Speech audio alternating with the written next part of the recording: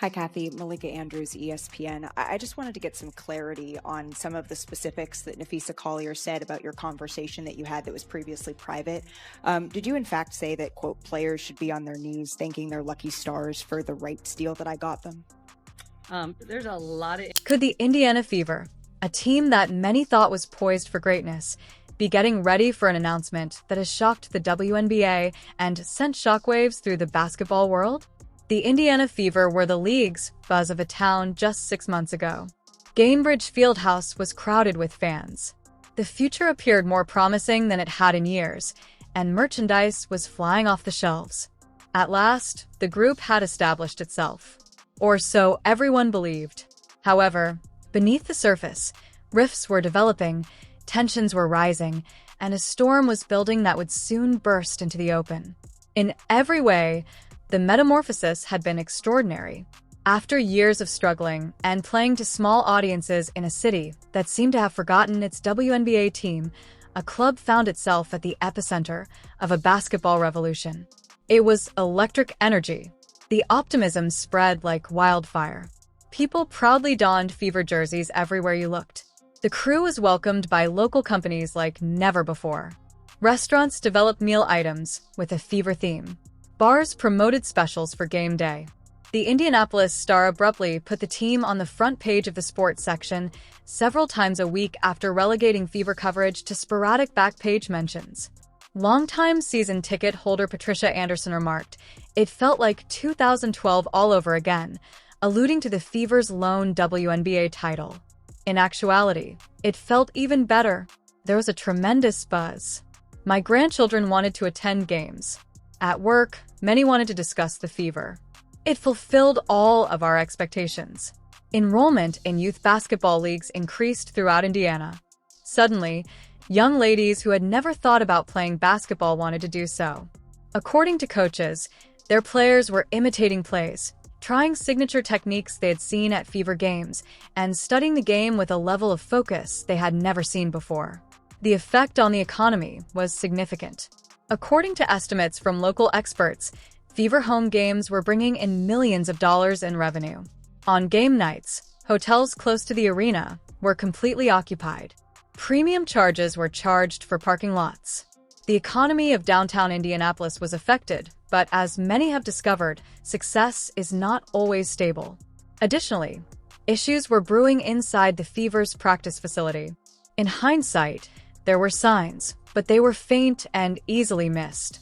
The small-scale conflict that arises in any setting when competition is present. A player during practice sitting by himself on the bench. An expression of frustration made by a coach during a timeout. A vague social media post that could have multiple meanings. Jessica Wallace, a seasoned WNBA reporter, wrote a piece headlined "Growing Pains," the Fever's unexpected challenges at the beginning of March. It received very little attention at the time. The title appeared to be standard sports journalism, fabricating drama for clicks and identifying issues where none seemed to exist. Wallace, however, had detected something. She had seen body language during media-accessible practices. At team meals, she had seen which players were seated together and which were alone. She had kept tabs on social media exchanges, noting who liked each other's postings and who had completely ceased participating. There was a disconnect, Wallace subsequently clarified during a podcast talk. "I had a strange feeling, but I couldn't pinpoint what it was. Even if the wins were present, not everyone felt delight." Her worries were ignored by other reporters. The Fever was taking the lead. There was an increase in attendance. What more could a person ask for? In the realm of professional sports, success frequently conceals dysfunction. For a while, teams with serious internal issues can nonetheless win games. According to a quote from former NBA coach Jeff Van Gundy, chemistry problems are like carbon monoxide poisoning. It's not until it's too late that you realize you have an issue.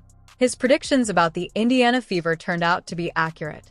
Front desk employees, equipment managers, assistant coaches, and team insiders had observed conflicts, but thought they were typical. There are players on every squad who don't get along well. Later, an unidentified staff member acknowledged, "We assumed it would sort itself out. We believed that any rough edges would be smoothed off by victory." That supposition would turn out to be disastrously incorrect. Commissioner Cathy Engelbert made an unusual announcement that left everyone stunned. The news came like a lightning bolt. Few anticipated Engelbert's announcement that 3 key players would apparently be leaving the Indiana Fever, which caused instant uncertainty and indignation. This goes beyond a simple roster adjustment. It's a seismic event that completely changes the league's terrain. There was only 4 hours warning before the news conference was set. Reporters hurried to change their plans. Camera teams hurried to get everything set up. There was a lot of conjecture on social media regarding what may possibly call for such hurry. At precisely 2 Potters, Engelbert entered the chamber. Eastern Time. Her motions were purposeful, her demeanor solemn. She had a bottle of water and 1 sheet of paper with her. There were none of the customary greetings. Warm-up statements and short conversation were absent. She went straight to the podium and got started. Engelbert started off by saying, "Thank you for joining us on short notice," in a steady yet worried tone. The Women's National Basketball Association has always taken pride in being a league where players have agency and a voice. We recognize a situation today that illustrates the advantages and difficulties associated with player empowerment. Reporters leaned forward, cameras focused, and the room tensed. She added that the league is aware of the Indiana Fever's major roster alterations. 3 athletes have made it clear that they plan to leave the team. We acknowledge the influence this has on the team, the supporters, and the league overall, even as we respect player choices and their right to pursue the best opportunities for their careers. She stopped and drank some water. The room was completely silent. The WNBA will ensure a seamless transition by collaborating closely with all stakeholders. We are dedicated to helping the Indiana Fever organization get through this difficult time, and we are also dedicated to making sure that these leaving players are placed in environments where they can succeed. Questions started to flow right away. With a desperate tone, reporters yelled over one another. The 3 players were who? Which factors led to this? Was this a coaching issue or a pay issue? Had there been any league rules broken by the team? Engelbert raised a hand. Right now, I am unable to comment on certain player circumstances. The players involved will have the chance to express their opinions when, and if they so desire, and the Fever organization will be issuing a statement soon. There are now more urgent, louder questions. Engelbert replied, slightly raising her voice to be heard over the den. I can tell you that this situation did not arise from any single incident.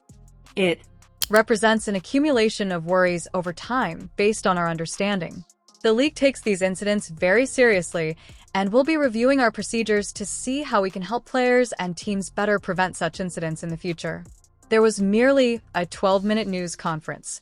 Engelbert took 5 questions, failed to provide satisfactory answers to all of them, and then left the room to field a barrage of unanswered follow-up questions. The story quickly spread on all of the main sports platforms. Millions of phones received a notice from ESPN. Reactions, speculations, and heated takes were all over Twitter, which is now X.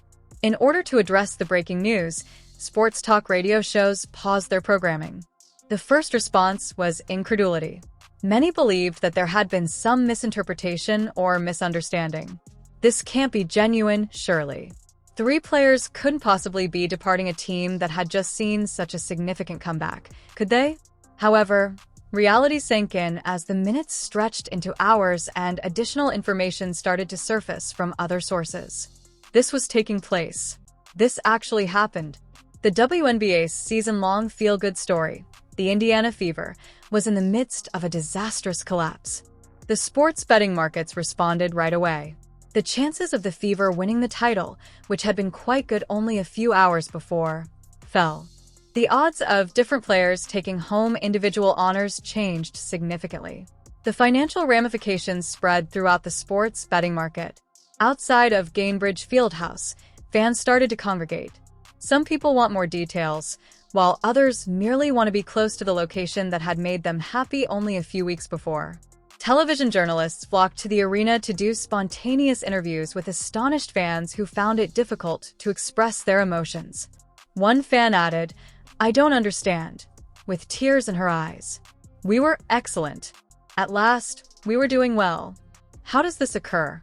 Another fan, clutching a basketball and sporting a fever jersey, remained motionless, gazing at the stadium entrance as though he was waiting for someone to come out and inform him that this was all a terrible error. The sports industry, which is renowned for its quick reactions and hot takes, appeared briefly stunned. This article didn't fit neatly into any one category. This has nothing to do with a botched contract negotiation or a disgruntled superstar requesting a transfer. This was something more profound, intricate, and quite concerning. The startling reality of Sophie Cunningham's leaving comes first. Even if she isn't officially sick, her intense competitiveness would be severely damaged if she were to leave any team she was a part of.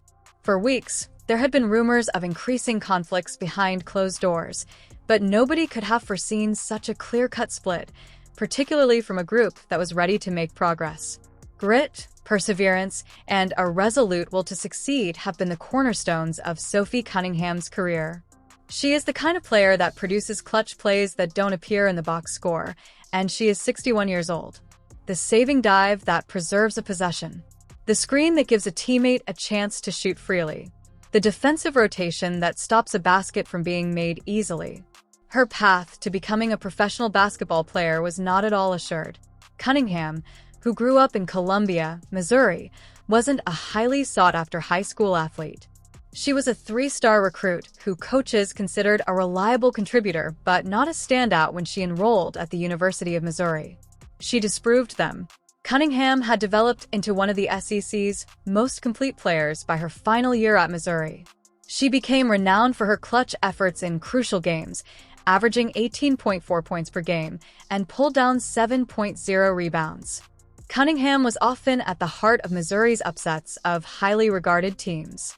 She was chosen in the second round of the 2019 WNBA draft by the Phoenix Mercury. Once more, there were low expectations. Second-round picks sometimes have trouble making rosters, let alone making a significant impact. Cunningham consistently went above and beyond expectations.